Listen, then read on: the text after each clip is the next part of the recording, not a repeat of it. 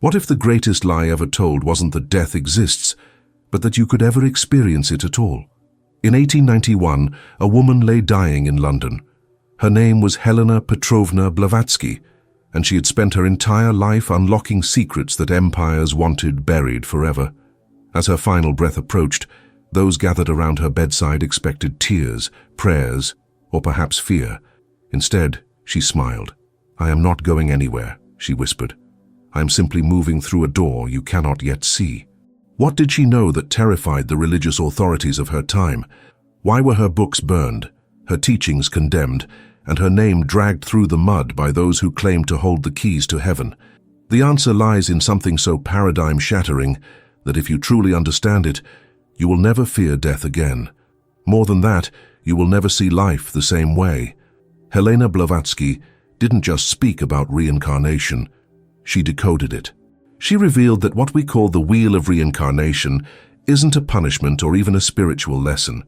It's evidence of something far more extraordinary. Your consciousness, the very awareness reading these words right now, can never be extinguished. Not by death, not by time, not by anything in this universe or beyond it. This isn't religion, this isn't wishful thinking. This is the secret that ancient mystery schools, Gnostic teachers and quantum physicists are all pointing toward from different angles. Your soul doesn't die and then come back. That's the simplified version they taught you. The truth is stranger, more beautiful and more terrifying. You never leave, you only shift. You are always awake, always aware, always continuing your journey through infinite possibilities. But why has this truth been hidden? Why do we fear death if it isn't real? And what does this mean for the way you're living right now, in this very moment? If you're intrigued by what you've heard so far, subscribe to this channel and leave a like. It truly helps us continue bringing you content like this that challenges everything you thought you knew about existence itself. Are you ready to step through the door Helena Blavatsky held open? Because once you see what's on the other side, there's no going back to the comfortable lie. To understand why Helena Blavatsky's revelations about the soul's immortality matter, you need to understand who she was and what she risked to bring this knowledge into the light. Born in 1831 in Ukraine, Helena was not an ordinary child. While other girls played with dolls, she spoke of memories from other lives. She described places she'd never visited with uncanny accuracy. She could see through the veil that separates one lifetime from another, and this gift, this curse, would define her entire existence. By her 20s, she had traveled to Tibet, India, Egypt, and places most Westerners of her era never dreamed of visiting. She wasn't a tourist. She was a seeker, an initiate, someone hungry for the truth that religions only hinted at in their carefully edited scriptures. What Blavatsky discovered during those decades of study would become the Secret Doctrine, a massive work that synthesized ancient wisdom from across the world. But more importantly, she uncovered something that the mystery schools of Egypt, the Gnostics of the early Christian era, and the masters of Tibet all agreed upon. The soul is not a fragile thing that lives once and then faces eternal judgment. The soul is indestructible, eternal, and constantly moving through layers of existence that most people never consciously recognize. She learned that what we call death is merely a transition point, a doorway between states of consciousness. The body dies, yes. The personality, the ego, the small self that identifies with your name and your story, that dissolves. But the core of you, the witness, the I am behind your thoughts, that never ceases. It cannot cease. It is woven into the fabric of reality itself. Blavatsky didn't just theorize about this. She claimed to remember her past lives with crystal clarity. She spoke of being a student in ancient mystery schools, of walking through Egyptian temples, of sitting at the feet of masters who taught her the mechanics of consciousness. And she warned that humanity had forgotten this truth, had been deliberately cut off from it by religious institutions that preferred fearful, obedient followers over awakened, sovereign souls. The wheel of reincarnation, she explained, isn't about punishment or reward. It's about exploration. Your soul is an eternal traveler, and each lifetime is like a chapter in an infinite book. You are not trying to escape the wheel. You are learning to remember that you are the one turning it. You are not trapped in the cycle. You are the cycle itself, expressing consciousness in endless forms. But here's where it gets even more fascinating. Blavatsky taught that most souls move through life after life in a kind of spiritual amnesia, never waking up to their true nature. They reincarnate, yes, but unconsciously, automatically, like sleepwalkers moving from room to room in a vast mansion, never realizing they could open their eyes and see the whole structure. The real work, she insisted, is not about escaping reincarnation. It's about waking up within it. It's about becoming conscious in the dream. And this brings us to the question that changes everything. If you are eternal, if your consciousness never truly ends, then what are you doing with this lifetime? Are you sleepwalking through it, or are you awake? Before we go deeper into this mystery, I want to ask you something. What city in the United States are you watching this from? Or what country in the world is this content reaching you in? Leave it in the comments. I genuinely want to know where this message is landing. Now, let's unlock the first great revelation that Blavatsky brought back from the hidden temples of the East. Here is where everything you thought you knew begins to crack open. Helena Blavatsky sat across from a student one evening in New York, where she had founded the Theosophical Society. The student, anxious and troubled, asked her, "Madame Blavatsky, if I've lived before, why can't I remember? How can I believe in reincarnation if I have no memory of who I was?" Blavatsky's response was not gentle. It was a thunderclap. "You do not remember," she said, "because you think you are the story. You think you are the character in the play. But the truth is, you are the actor. And when the play ends, the actor removes the costume, steps off the stage, and prepares for the next performance. The character dies. The actor never does. Let that sink in for a moment. You are not your name. You are not your history, your traumas, your achievements, or your failures. Those are the costumes, the roles you've taken on in this particular lifetime. The real you, the consciousness that is aware of all these things, is something far more vast and eternal." Blavatsky taught that the soul moves through what she called planes of existence. The physical plane, where your body lives and dies, is just one layer. Beyond it are emotional planes, mental planes, and spiritual planes, each more subtle and expansive than the last. When your body dies, your awareness doesn't vanish. It withdraws from the densest layer and continues its journey through these higher realms. And eventually, when the time is right, it returns to the physical plane, choosing a new body, a new set of circumstances, a new story to explore. But here's the secret within the secret. The soul doesn't reincarnate blindly. It's not random. According to Blavatsky and the ancient teachings she studied, your soul chooses. It selects the lifetime, the family, the challenges, and even the gifts that will best serve its evolution. Every life is like a carefully chosen adventure, designed to awaken you to more of your infinite nature. Now imagine this for a moment. Imagine that before you were born into this body, you looked at all the possible lives you could live and said, "Yes, this one, this story, these challenges, this is how I will grow." What if every struggle, every loss, every moment of beauty and pain was part of a curriculum you designed for yourself? This is not about blame or guilt. It's about power. It's about recognizing that you are not a victim of fate. You are the architect of your own existence, moving through lifetimes like an artist moves through canvases, each one a new expression of the same eternal creative force. Blavatsky also revealed something even more unsettling. Most souls don't wake up to this truth until they've cycled through countless lifetimes. They live, they die, they forget, and they do it all over again, trapped not by any external force but by their own ignorance. The archons, the rulers of the material world that the Gnostics warned about, are not some external demons. They are the illusions of separation, fear, and forgetfulness that we cling to lifetime after lifetime. But the moment you remember, the moment you see through the costume and recognize yourself as the actor, everything changes. You begin to live consciously. You stop fearing death because you know it's just the end of one scene and the beginning of another. You stop clinging to this life as if it's the only one because you understand it's part of an infinite journey. So what happens when you die? According to Blavatsky, you don't go to some distant heaven or hell. You step into a state of rest and review, processing the lessons of the life you just lived. And then, when your soul is ready, you return. Not as the same person, but as the same eternal consciousness wearing a new face. If this is resonating with you, if this is opening something inside you, Comment below with your thoughts and share this video. The more people who hear this truth, the more we can break the spell of forgetting together. But now the question becomes even more pressing. If you've lived before, if you'll live again, what is this lifetime really about? What are you supposed to be doing here? The answer might surprise you, and it might change everything. Blavatsky didn't stop at simply telling people they were immortal. She mapped out the structure of immortality itself, the hidden architecture of consciousness that allows the soul to move through endless cycles without ever being lost.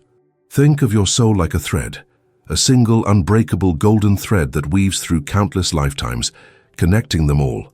Each life is a bead on that thread, distinct and unique, but part of one continuous line. When you die, you don't drop off the thread. You simply move to the next bead. She called this thread the Sutratma, the silver cord that links all your incarnations together. It's why sometimes, in quiet moments, you feel a strange familiarity with a place you've never been, or a person you've just met. It's why certain fears or talents seem to come out of nowhere. They're not random. They're echoes from other beads on your thread, other lives you've lived. But here's where it gets practical. Blavatsky wasn't interested in people just believing in reincarnation. She wanted them to use this knowledge to live better now. She taught that understanding the law of karma, the law of cause and effect that spans across lifetimes, wasn't about guilt or punishment. It was about responsibility. Every action, every thought, every intention you put out into the world creates ripples that will eventually come back to you. If not in this life, then in another. This isn't a religious threat. It's physics. It's the recognition that you are part of a living, responsive universe, and what you put in, you get back. If you live with kindness, awareness, and courage, you're planting seeds that will bloom in your future, whether that future is tomorrow or 3 lifetimes from now. If you live in fear, cruelty, or unconsciousness, those seeds will also bear fruit. Blavatsky emphasized that this isn't about being perfect. It's about being conscious. It's about waking up to the fact that your choices matter, not because some God is judging you, but because you are creating yourself, lifetime by lifetime. And here's something beautiful she taught. You're never alone on this journey. She spoke of something she called the Oversoul, a higher aspect of yourself that exists beyond time, watching over all your incarnations like a parent watching a child grow through different stages. This Oversoul isn't separate from you. It is you, the fullest, most awakened version of you, guiding your journey from a place of infinite wisdom and love. When you have a sudden insight, a moment of clarity that seems to come from nowhere, that's your Oversoul reaching through the veil, reminding you of what you truly are. When you feel a deep, inexplicable pull toward a certain path or purpose, that's your higher self nudging you toward the lessons and experiences that will serve your evolution. Blavatsky also taught that the wheel of reincarnation isn't eternal in the way most people think. Yes, you will live many lives, perhaps hundreds or thousands, depending on what your soul needs to learn and experience. But there comes a point, she said, when the soul has fully awakened, when it has integrated all the lessons, transcended all the illusions, and remembered its divine nature. At that point, it no longer needs to incarnate in the physical world. It graduates to higher planes of existence, becoming a conscious co-creator with the divine itself. This is the promise hidden in the wheel. You're not spinning endlessly with no destination. You're spiraling upward, lifetime by lifetime, toward full awakening. And every moment of consciousness, every act of love, every choice to wake up rather than stay asleep, accelerates that spiral. So the question becomes, what are you learning in this lifetime? What is your soul trying to remember? What part of your infinite nature is this particular story designed to reveal? Now, we arrive at the crossroads, the place where the comfortable illusion ends and the real choice begins. Blavatsky warned that knowing the truth about reincarnation and the soul's immortality isn't automatically liberating. In fact, it can be dangerous if you don't understand the full picture. Because along with the light of this knowledge comes a shadow, a challenge that every soul must eventually face. The challenge is this: if you know you're eternal, if you know you'll have countless lifetimes to learn and grow, it becomes very easy to fall into spiritual laziness. To say, why bother trying so hard in this life? I'll figure it out in the next one. This is the trap that keeps souls spinning on the wheel for eons, never quite waking up, always putting off the real work of consciousness. Blavatsky called this the illusion of time. Yes, you have eternity. But this moment, this lifetime, this choice you're making right now is irreplaceable. This exact configuration of circumstances, challenges, and opportunities will never exist again. Miss it, and you don't get a do-over in the same way. You get a different life with different lessons, but this one, this precious now, is gone forever. This is the paradox at the heart of reincarnation. You are eternal, and this moment is fleeting. Both are true. And the awakened soul learns to hold both truths at once, to live with urgency and presence, while also resting in the knowledge that death is not the end. But there's another shadow Blavatsky illuminated, one that's even more unsettling. She taught that not all souls progress at the same rate. Some awaken quickly, piercing through the veil of illusion in just a few lifetimes. Others get stuck, cycling through the same patterns, the same mistakes, the same unconscious choices for hundreds of incarnations. And in rare tragic cases, a soul can even regress, falling into such deep ignorance and cruelty that it begins to lose its connection to the divine spark altogether. This is what some traditions call the second death, the death of the soul itself. Blavatsky didn't speak of this lightly. She believed it was possible for a soul to become so identified with the illusion, so lost in the material world, that it eventually dissolves, losing its individuality and returning to the cosmic ocean of undifferentiated consciousness. This isn't punishment, it's entropy. It's the natural consequence of refusing to wake up, lifetime after lifetime. But here's the good news, the light that balances the shadow. You are reading this right now. You are asking questions. You are seeking. That means your soul is awake enough to feel the pull toward truth. That means you are not lost. You are, in this very moment, making the choice to evolve, to remember, to climb the spiral rather than spin in circles. Every spiritual tradition has a version of this teaching. The Buddhists call it breaking the cycle of samsara. The Gnostics called it escaping the archons and returning to the pleroma. Blavatsky simply called it awakening to your true nature. Different words, same reality. You are here to wake up. And the beautiful thing is, you don't have to do it alone. Blavatsky founded the Theosophical Society not just to share this knowledge, but to create a community of seekers, a network of souls supporting each other in the great work of remembering. Because when you surround yourself with others who are committed to waking up, you accelerate your own evolution. You see your reflection in their journey. You're reminded again and again that you are not crazy for questioning the mainstream narrative. You are sane. If you're feeling the truth of this, if something inside you is saying yes, subscribe to this channel right now. Don't wait. This community is here to support you in your awakening, and we're not going anywhere. So here's the question that stands before you.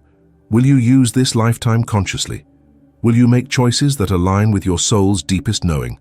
Or will you let fear, distraction, and the noise of the world pull you back into spiritual sleep? The choice is yours. It always has been. There's a secret about reincarnation that Blavatsky revealed, one so profound that it changes everything. And most people, even those who believe in past lives, never hear it. The secret is this: you are not reincarnating in linear time. Let that settle for a moment. We've been taught to think of reincarnation as a sequence, as if you lived in ancient Egypt, then medieval Europe, then Victorian England, and now here in the 21st century, one life following another in a neat chronological line. But Blavatsky, drawing on the deepest teachings of the mystery schools, revealed something far stranger. All your lifetimes are happening simultaneously. Time, as you experience it, is an illusion of the physical plane. It's a construct of the limited human mind trying to make sense of a much vaster reality. But from the perspective of your oversoul, from the view of your higher consciousness, all your lives, past, present, and future, are occurring at once. They are different expressions of the same eternal you, playing out across the infinite canvas of existence. This is why you can sometimes access memories from other lives. This is why certain skills or knowledge seem to come naturally to you, even though you've never formally learned them in this lifetime. You're not remembering the past. You're tuning into parallel expressions of your own consciousness. And here's where it connects to something modern science is only beginning to whisper about: the many worlds interpretation of quantum mechanics, the idea that every choice creates a branching reality, a parallel timeline. What if reincarnation isn't about your soul hopping from one body to another across time, but about your consciousness simultaneously inhabiting multiple realities, multiple versions of existence, all at once?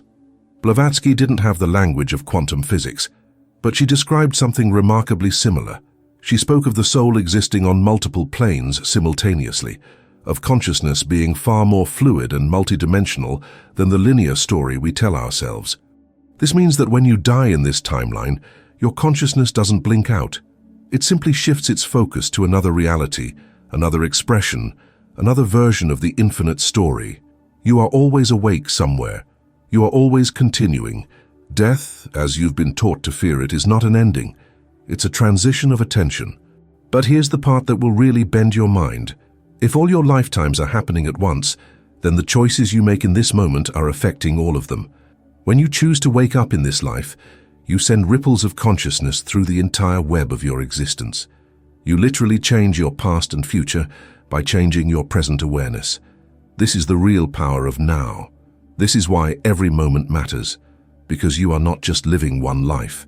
You are the nexus point of infinite lives, all connected, all influencing each other. Blavatsky taught that advanced souls, those who had awakened to this truth, could consciously navigate this web. They could access wisdom from their other lives. They could heal patterns that echoed across multiple incarnations. They could, in essence, become the conscious masters of their own wheel of reincarnation, no longer spinning helplessly, but steering with intention and awareness. If this is blowing your mind, if you're starting to see the bigger picture, hit that like button right now. This information needs to spread. More people need to know the truth about who and what they really are. So what does this mean for you? It means that the life you're living right now is not separate from all the other expressions of your soul. It's intimately connected. And the more conscious you become here, the more you awaken the entire network of your being.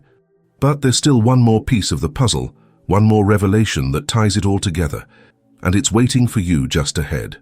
Now let's bring this ancient wisdom into your daily life. Let's translate the mystical into the practical. Because knowing the truth about your soul's immortality is one thing.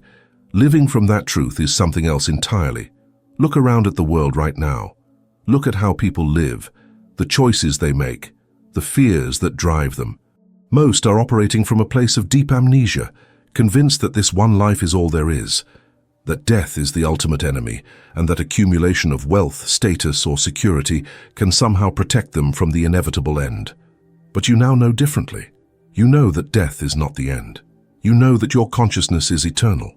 So the question becomes, how does this change the way you live? First, it removes the sting of urgency that comes from believing you only have one shot at existence. You can breathe, you can take risks, you can explore, experiment, and even fail, knowing that this life is one chapter in an infinite book. The pressure to get it right dissolves when you realize there's no final judgment, only continuous growth. But second, and this is crucial, it also intensifies the preciousness of this moment. Because while you are eternal, this exact configuration of you, this personality, this body, this set of relationships and circumstances will never exist again. When this life ends, you'll move on to something new. So the paradox is that knowing you're immortal should make you live more fully now, not less. Blavatsky saw this playing out in the people around her. Those who truly understood reincarnation became more compassionate, more present, more willing to love deeply and risk greatly, because they knew that clinging to safety was pointless. They knew that every soul they encountered was also on an eternal journey, and that today's enemy might be tomorrow's teacher, or vice versa. This is how the wheel of reincarnation becomes visible in your everyday life. You start to notice patterns. You recognize that the same lessons keep showing up in different forms until you finally learn them.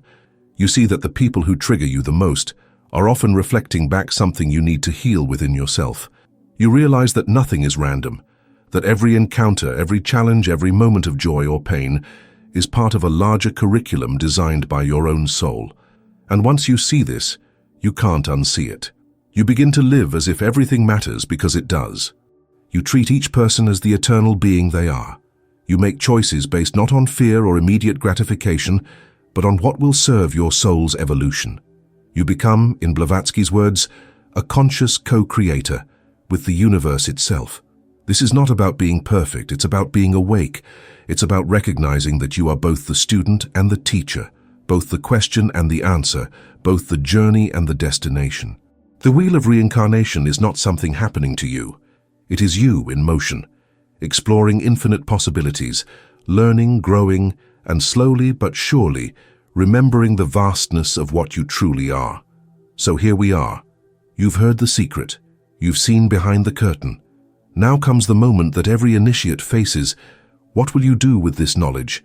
Blavatsky taught that there are essentially two paths available once you wake up to the truth about your soul's immortality. The first path is the path of the sleeper, who has stirred but chooses to roll over and return to the dream. These are the people who hear the truth, feel a momentary spark of recognition, and then allow the world to pull them back into unconsciousness. They return to their routines, their distractions, their comfortable illusions, and the knowledge fades like a half-remembered dream. The second path is the path of the awakened seeker. This is the person who hears the truth and says, I want to know more. I want to live from this understanding. I want to become conscious in this lifetime, not just drift through it. This path is not easy.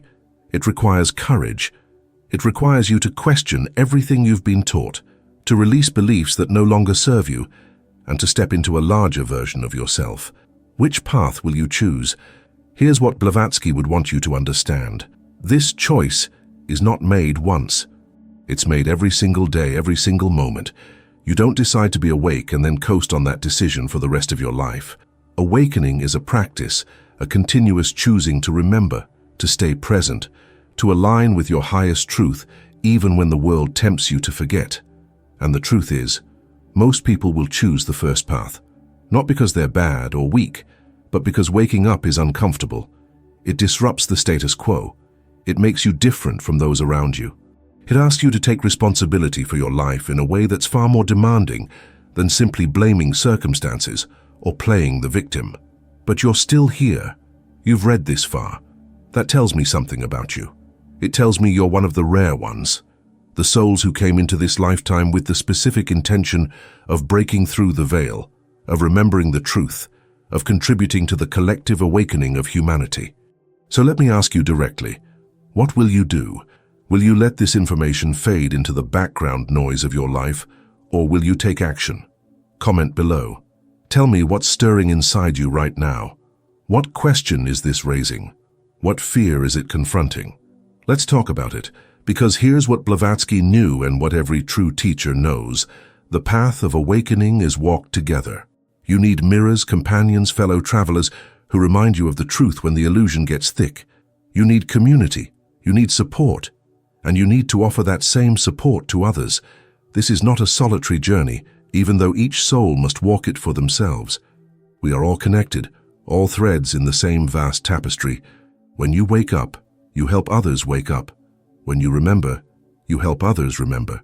This is the real work of this lifetime, to become a light in the darkness, a reminder of what's possible. So the choice is yours. But know this, your soul already knows what it came here to do. Deep down, beneath all the fear and doubt, you already know why you're here. You already know what you're being called toward. The only question is, will you answer the call? Now we come to the climax, the moment when everything converges. The moment when the veil grows thin and you can almost see through to the other side. Blavatsky, in her final days, spoke of something she called the final initiation. She said that every soul, at some point in its journey, reaches a threshold, a moment when all the lifetimes, all the lessons, all the suffering and joy culminate in one pivotal choice. It's the moment when you can either step fully into your divine nature or turn back into the safety of the familiar, the known, the small self. She described it as standing at a gate. Behind you is everything you've ever known, every identity you've clung to, every story you've told yourself about who you are. Before you is vast, infinite, terrifying freedom. The freedom of knowing you are not your story.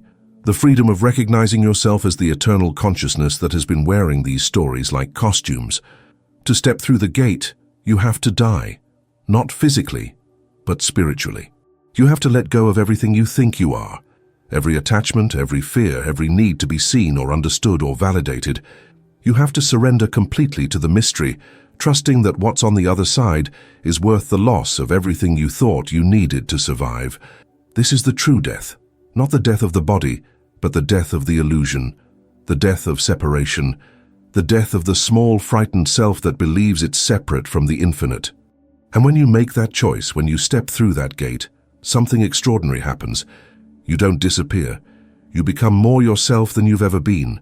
You recognize that you were never separate from the divine. You were always it, always have been, always will be.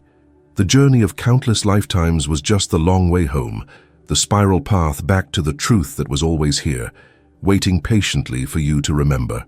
Blavatsky taught that this final initiation doesn't happen in some distant future lifetime.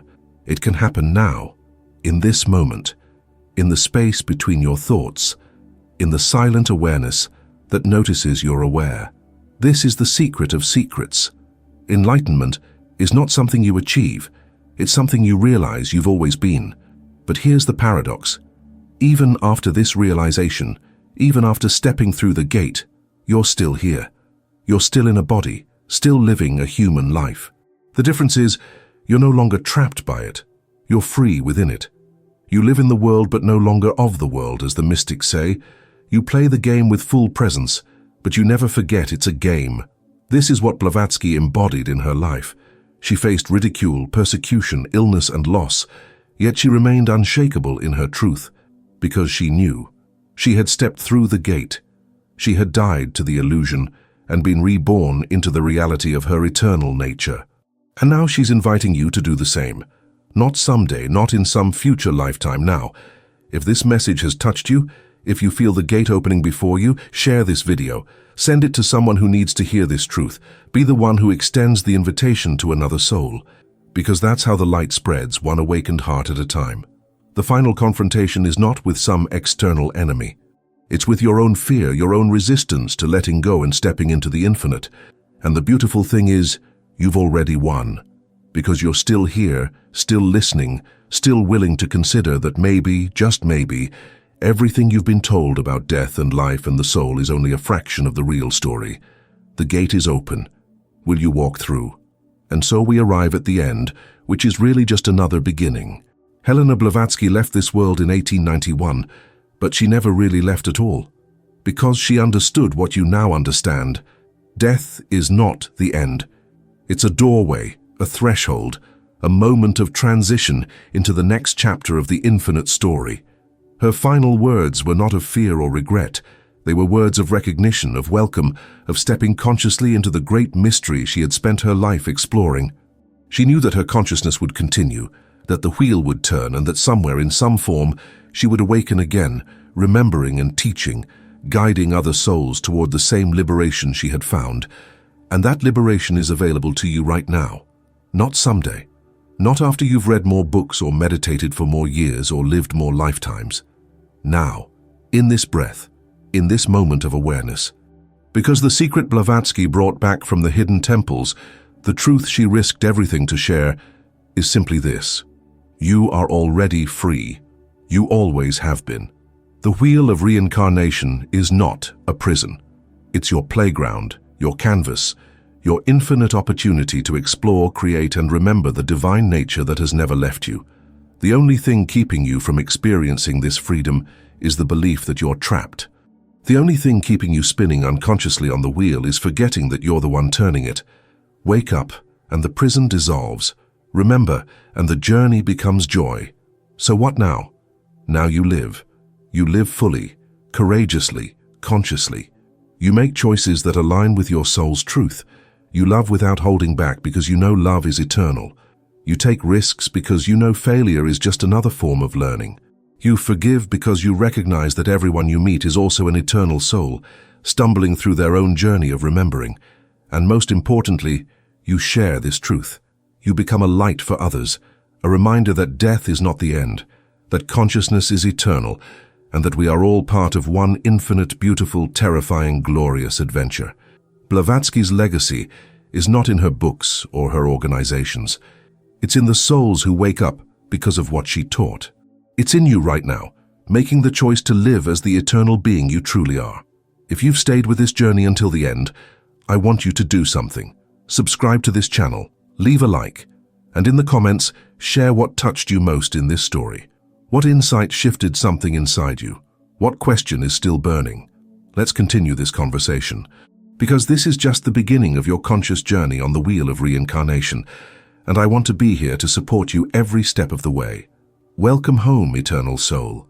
You've always been here. You've always been awake. You were just pretending to sleep for a while. Now the dream is over and the real adventure begins.